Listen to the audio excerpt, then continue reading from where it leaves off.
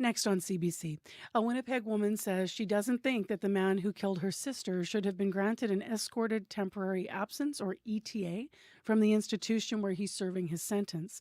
She wants the criminal code changed. Kirstin Swanson's sister Gina Swanson was killed in 2011 in her Fort Garry area home. She was 33 years old. She was a single mother. She was stabbed. She was strangled. She was sexually assaulted. Schuyler Van Wissen is serving a life sentence in prison with no chance of parole for 25 years after a jury found him guilty of first-degree murder. He has been behind bars since 2016, and Kirstin says that's where he should stay until his parole date arrives. She is with us in studio to talk about some of her concerns. Good morning. Good morning. So I know you wrote to Sean Fraser. I saw the letter, Canada's Justice Minister, about this. I just want to read a quote. Okay. You said, quote, "If Canada's strongest sentence cannot even guarantee victim families peace for 25 years, then our justice system is not delivering justice at all," end quote. What were you thinking when you found out that about Van Wissen's escorted temporary absence being granted? I was shocked. Nobody really explains the process when you're going through it. We thought justice was going to be at least 25 years of peace for my family and friends. And sure enough, I find out about this escorted temporary absence, and it's like it's starting all over again 14 years later. What was the impact on you and on your mom, and on Gina's daughter's now 21. What was the impact, and what's the impact been? Overwhelming, very overwhelming. We just have to take one day at a time. We try to move forward the justice system that, to me, seems very, very broken. And we just seem like little people that we can't do much. And that's why I'm here to speak out, that I don't think the public really, really realizes how severe some things are broken in our justice system. You alluded to this, but you were talking about the 25 years. When you did hear, the sentence was life without parole for 25 years initially. What did you think that would mean? It would mean that he would not be outside those walls of his prison at all. I figured the day would come that he would sit in front of a parole board and they would decide whether he is going to be released temporarily or not after the 25 years at minimal. And how are you impacted when the various requests come up over the years? Because people may not realize how connected victims remain to, in your case, the man who's convicted of murdering your sister. Well, I appreciate the whole victim system, how we're kept informed with anything that's going on. But it's just very, very deflating, knowing that it feels like the criminals have a little bit more rights than the victims actually do. That's how it feels. The purpose of his escorted temporary absences is for, quote, personal development purposes, is to attend a mosque to participate in services and prayers, end quote. That's right from the Parole Board decision. Just so listeners know, these absences, ETAs, can be granted for administrative reasons, personal development, for rehabilitation, family contact. To you, how much does the reason an ETA is, granted or requested factor into your perspective on how you feel about them? Well, all of those reasons, I know 3 can be granted. The medical and the coroner's reports and judicial proceedings. But if it's also deemed permitted, I guess you would say, from the parole board, that to me is a little outrageous, for a lack of a better explanation.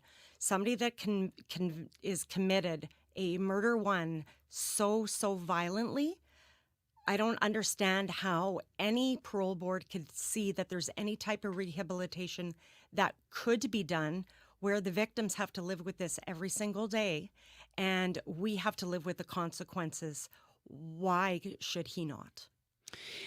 For you, do you believe that inmates should be granted ETAs at all? I'm just trying to dig into your hopes around changing the criminal code, or is the concern for you around those convicted of violent crimes as Van Wissen has been? The extreme violent crimes like he's committed, 100%. Rehabilitation can happen. I'm not turning the other way on that. But somebody that does a violent crime like that, I don't think it's just, and I don't think it should even be considered. Outside of the Of the of a 25 prison. years, yes. Okay, outside of the prison though, how do you feel about rehab programs within a prison? Well, my niece did say it best. She learnt through the pandemic. She went to school. She took university through the confines of her house.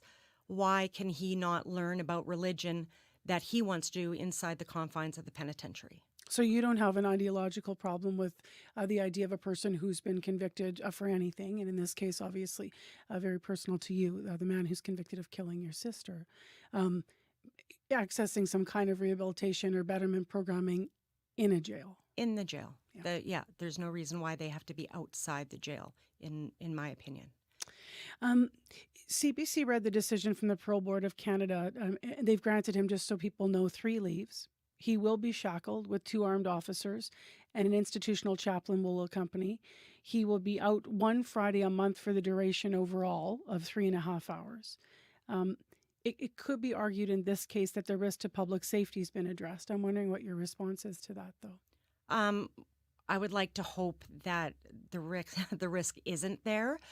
Clearly, he's going to have 2 guards with him. He is going to be shackled, but it's just the idea behind it. My sister doesn't have the opportunity anymore. Why would he? What are your thoughts on whether or not behavior by any inmate while they're in jail should be factored into whether or not a temporary absence is granted? Well, unless he has an absolute clean slate since day one, I don't think anything should ever be considered. How do you hope that the criminal code will change around this? He's been sentenced, the maximum that Canada allows is the life with a chance of 25 years of parole. Something like that, and the Violent Act, I don't even think that should be considered as an ETA at all when it comes to the parole board's decisions. Again, development and all of that can be in the confines. That or changing the code just to say that if it's at the maximum sentence, you're taking a life. We're not stealing a car, and we're not talking about that. We're talking about murder 1. That to me is extremely severe. No extra consideration should be given to anybody for that. So the idea of a escorted temporary absence for anyone who has that maximum penalty, because you outlined your thinking around someone who's committed a violent crime, but now we're looking at that maximum penalty. You've taken a life. In your view, they shouldn't even be allowed to request one. Correct. Yeah, I don't think they should. Even in fact, I mean, it's a huge thing with the Charter of Rights and what the inmates are allowed and have to have because of their human rights, which is probably another segment for you.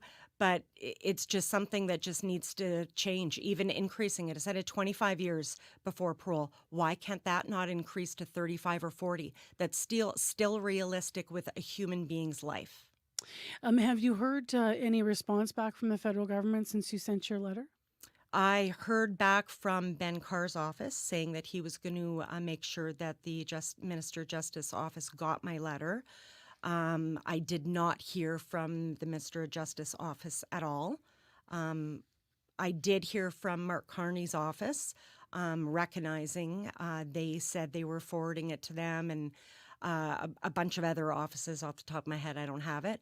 But to the people that really count, I have not heard back from them. In terms of how challenging it is for you to, now that these absences have been granted for Van Wissen, what is that like for you? Just knowing that this is, you're here to fight so these things in the future, in your view, should not happen. But he's now been told this will happen. Well, and that's where I get a little emotional, is because we have to relive it. So every time he's going to request something, it's really important that we're there.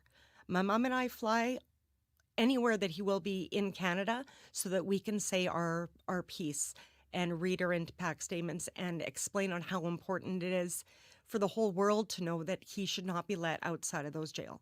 So, yeah, we have to deal with that every single day. How's your niece doing? She's for everything that she's gone through and what her family's gone through, She's a bright kid going to school and doing very, very well. She's doing very well, and she's always going to miss her mom. Nobody can replace that. Before you go this morning, what do you think is most misunderstood about you sort of started here, so I wanted to make sure I followed up and asked you this. What do you think that people may not understand about what it's like to be, the family of a victim of violent crime, someone that's been killed? Like you talked about the rights of families and the rights of victims. What do you think's Yeah. misunderstood about that in Canada? Well, that we relive it. And I think just because somebody gets sentenced to something, it's not quite closure. It is in some way, but you'll never get that person back. So it's really hard, day by day. Thank you for being here, Kirstin. Is there anything you'd like to add I haven't asked about? No, I think you covered everything. I just really, really hope that the public and everybody understands this criminal code really, really, really needs to be reevaluated. Appreciate your time today. Thank you.